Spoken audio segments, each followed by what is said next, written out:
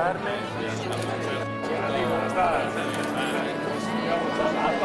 Perfetto. Buonasera a tutti. Veramente io sono proprio il più vecchio, non in età, ma insomma a me manca ancora un anno, poi finalmente ritorno cittadino libero e torno a fare altre cose. Buonasera a tutti voi. Percepisco questo entusiasmo e voglio veramente complementarmi con Antonio e con tutti voi.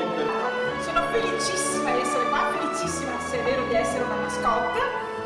Magari fosse sempre così, che dove arrivo aiuto quel pochino che serviva, sapete.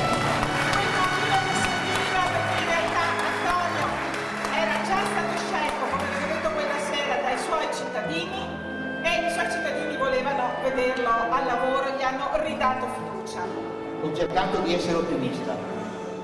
Avevo ragione. Quando sono arrivati i primi dati delle elezioni comunali si è capito subito che i cittadini di Portogruaro avevano scelto in maniera consapevole, precisa, libera e autonoma, senza alcun condizionamento dei partiti. Il risultato è stato, vi assicuro, ancora più bello